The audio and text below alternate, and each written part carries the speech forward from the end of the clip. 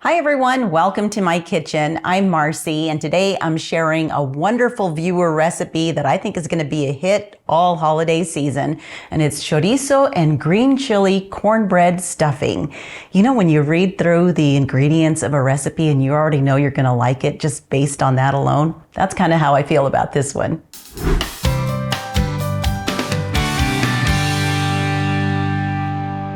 This recipe was sent in by Jimmy Hadden, who tells me that everywhere he takes it, it is a hit. So here's what you're going to need.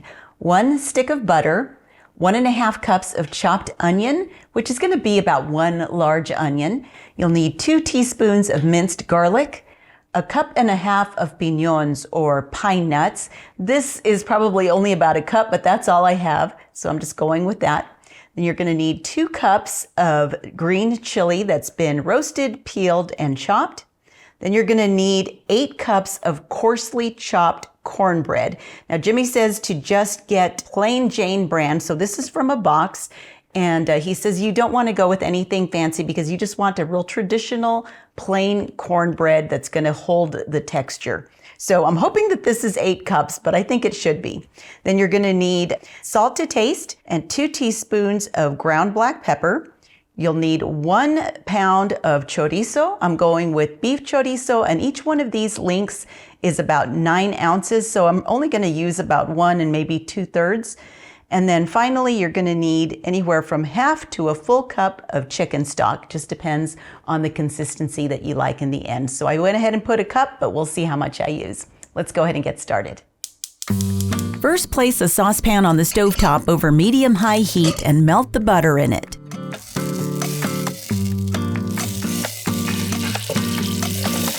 Then add in the chopped onions and sauté for a couple of minutes.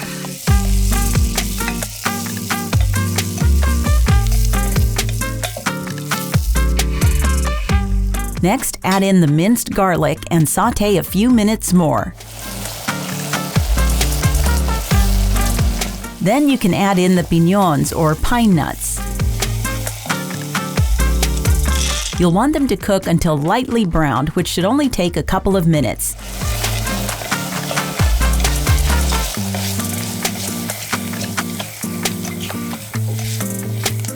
Then you can add in the chopped green chili and stir to combine, then remove from the heat.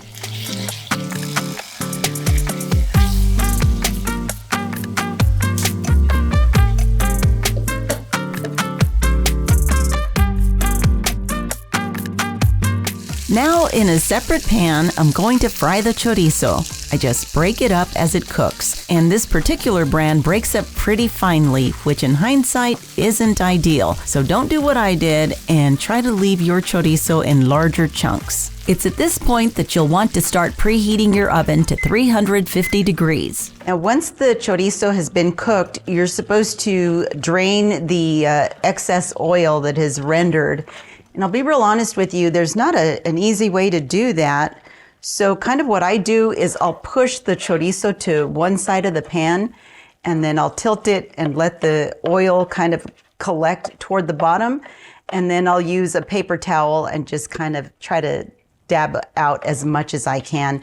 You can also use a strainer, but that's a little, in my opinion, even more difficult, especially when the chorizo has broken down as much as this one has.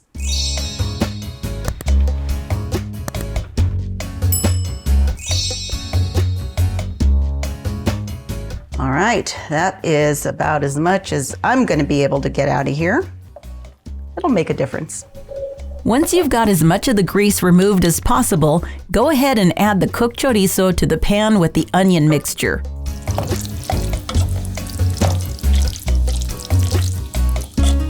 At this point, you'll want to season with salt and pepper and get it all mixed in.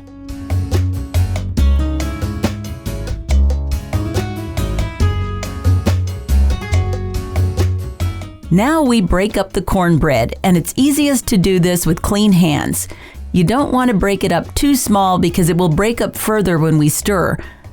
Ideally, your cornbread should be more dry than mine, but this is still going to be just fine.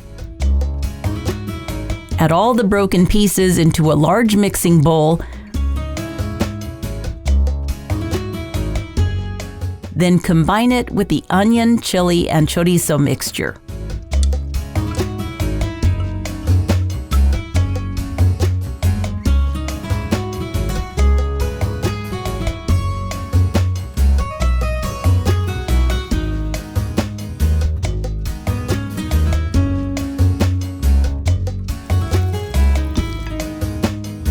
Now here's where we add as much chicken stock as we like, just depending on the consistency that you're going for. So mine looks like it doesn't need a whole lot, so I'm probably just going to use half. We'll see once I mix.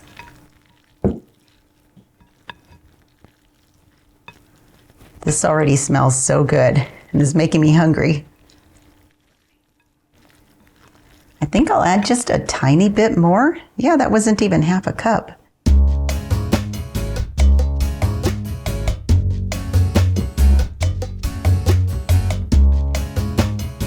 Yeah, I think I like it just like this. So now I'm just going to put it in my baking dish that's already been sprayed with nonstick cooking spray, and then we bake it for 30 minutes.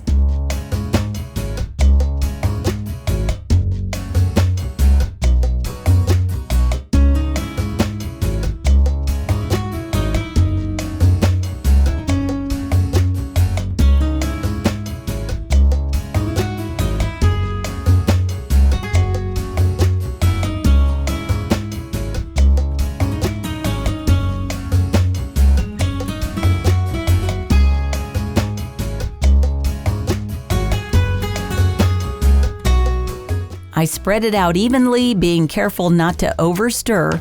Then into the oven it goes to bake for 30 minutes or until the top is slightly browned.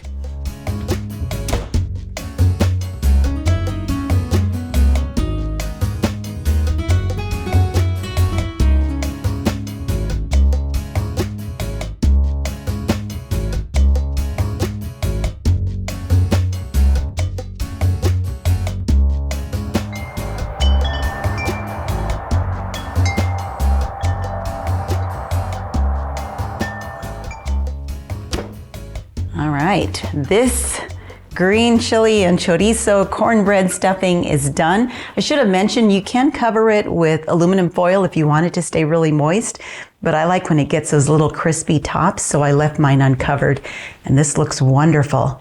We are gonna have this with some baked chicken and green beans that I still need to make, but I'll go ahead and give this a taste right now because I'm super curious as to how it tastes. Something tells me this is going to be the star of tonight's dinner.